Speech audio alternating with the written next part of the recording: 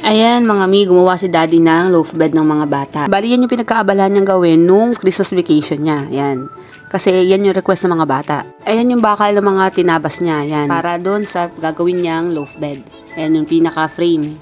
Yan mismo yung pinakalaki ng kama. Ang storya nga pala bakit gumawa si daddy ng kama. Kasi nga yan ang gusto ng mga bata.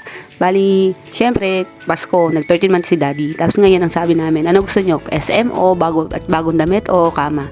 Syempre, ang pinili nila kama. Kasi tagal na nila talagang gusto magkaroon ng kama. Gusto na nila mga magkahiwalay. Kasi nga, apakasikip na nung mga kama nila. Nagkakasipaan na sila. Tapos yan. Kainaman naman, may remembrance sa 13 month niya. O, diba? Nako, napakaswerte nga ng mga bata at may daddy sila na all around. Kahit ano nagagawa. Biruin mo yun, napakaswerte ko din naman may asawa ko napakasipag.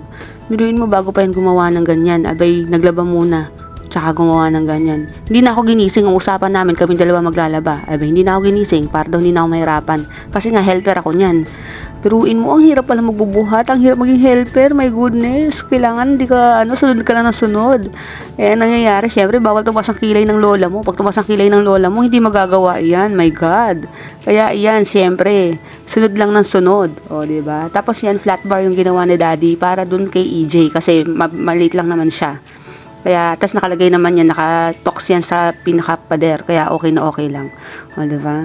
Tapos, yan, talagang video para merong mga documents sa mga ginawa ni daddy para makita man lang ng mga bata. O ayan, no, talagang love sila ng daddy nila.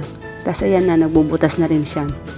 Tapos eto nga, di ba, tatlo kami yung bumuhat ng lintok na loft bed na yan, pero para sa mga bata go lang.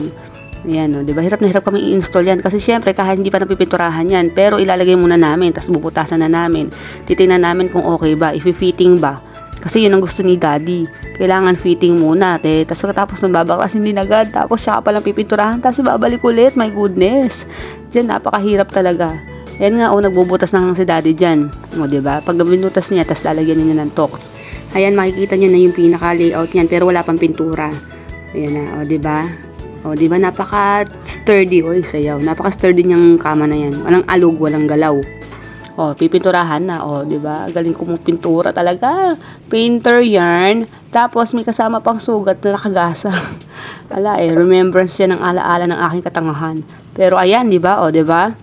O, basta pintura lang. Bahala na si Batman. May napakalimutan pang akong pinturahan dyan. My goodness. Pero, hirap na ako dyan. In fairness. Pero, ayan, o, diba? O, pintura lang. Alam mo, minsan talaga, maganda pagka yung tulungan kayo mag-asawa, o diba, o yan yung may pintura na. Kasi naman yung kay kuya kailangan hindi na flat bar ang ginamit, parehong angle bar ang ginamit yan, kasi nga malaki na siya. Tapos hindi yan nakalagay sa dingding, sa pader, may 4 na paa na yan. Kasi nga, ang purpose naman nun, kasi nga, hindi pa pwede nakadikit. Kasi pagka umuulan, nagtatagos yung ulan dun sa may pader namin. So, on tendency, mababasa pati ang kutsyon. Kaya kailangan, pag umuulan, ididikit dun, nauusog yung pinakahigaan. Tapos, ayan, no, diba? Next project namin ay waterproofing. Waterproofing. Para nga, hindi na namin tatanggalin yung pinakahigaan ni J.E. O, diba? Bongga. Ate-ate lang, isa-isa lang dapat gawin na project. Susunod, waterproofing na. O, diba? Yan. Yan yung pinaka-finished product ng gawa ni daddy. Yan. Tapos, sa baba yung pinaka-study area nila. O, diba? Thank you for watching. Bye!